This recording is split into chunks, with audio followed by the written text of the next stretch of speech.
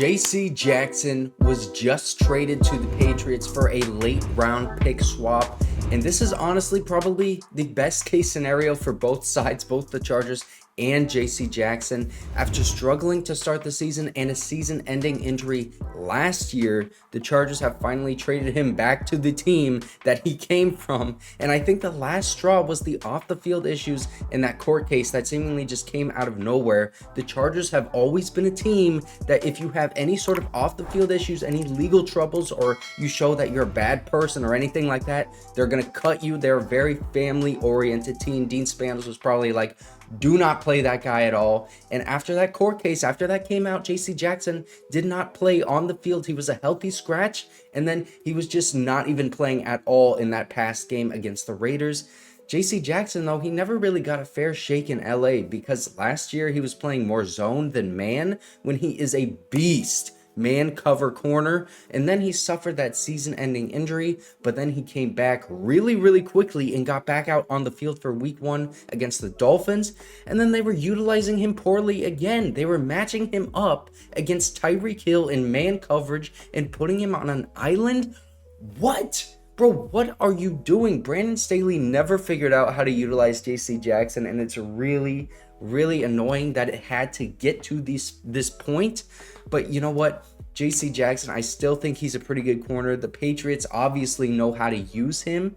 I just wish Brandon Staley would have put him in position, would have put him in a better position to succeed. And, you know, this is a red flag for me on Brandon Staley, not knowing how to use a guy like J.C. Jackson. Last year, obviously, that injury, okay, we can just say that's a wash. But then this year, in week 1, he comes back from the injury. And a guy that comes back from a season-ending injury like that, you're going to put on an island, an entire side of the field, and match him up against Tyreek Hill. You're going to follow him across the field. You're going to let J.C. Jackson follow Tyreek Hill across the field in pre-snap motion and then still have him be in man coverage one-on-one against him. What are you doing? You're putting him in really poor position. Obviously, he's not going to look as good as he actually is. It was just really frustrating to watch, and I wish Brandon Staley would have been able to utilize him better, but I don't blame either side here because J.C. Jackson never utilized properly, but also he didn't look like his best self really the entire time that he was on the Chargers. You can argue he was never in a great position, but both of these guys, Brandon Staley and J.C. Jackson, it just seems like they did not mesh, and it's best for both sides and the Patriots, really. This is a win-win-win for everybody because J.C. Jackson is best on the Patriots, not the Chargers. Sucks to say that, but that's just how it is. I wish it could have worked out because when J.C. is good, he is great, and it would have helped this team so much, but like I said, pretty sure it was the off-the-field issues that forced the Chargers' hand to trade him because ever since that came out, been that healthy scratch, and then he's not seeing the field at all. That was for 2 straight weeks, man. And this makes sense for the Patriots, too, because Christian Gonzalez, who has been looking pretty good as a rookie, by the way, shout out to him, he tore his labrum, and now he is out for the season. So it makes sense for everybody. The Chargers need to figure out their cornerback position, though, man, because now without J.C. Jackson, I mean, yeah, you're clearing a ton of cap room for future seasons. That's great. Paid him like $28 million last year, and then this year I think the salary was like $12 or $17 million.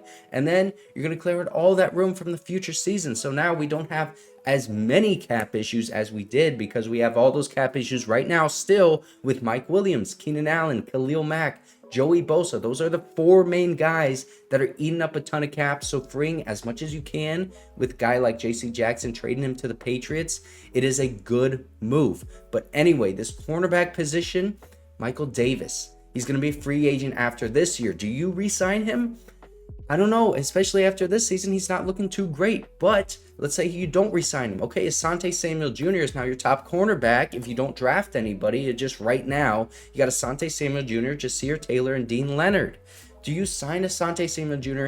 after next season? Because he's a free agent after next season. So Michael Davis and Asante Samuel Jr. could be gone after next year. And now you have nobody in this cornerback room. The cornerback position is the top priority for the Chargers, not only in this draft, but honestly, probably in the next draft, because you're not going to find 2 guys in this draft and free agency after this season that are going to be your top guys. The Chargers really need to have a top flight cornerback. That's why they signed J.C. Jackson in the first place, because they thought he would be that guy. I think he can be that guy for a team like the Patriots, but for the Chargers, obviously he was not that guy. Sucks to say that again. Like I said, I just want this to be a really quick video on J.C. Jackson and everything that happened. So I'm just going to leave it at that. I'm sure there's going to be a lot more to say later on. But thank you guys so much for watching. Make sure to like and subscribe if you do enjoy the video. And also, if you want to see the Justin Herbert freaking annihilation of the Raiders, you can click right here.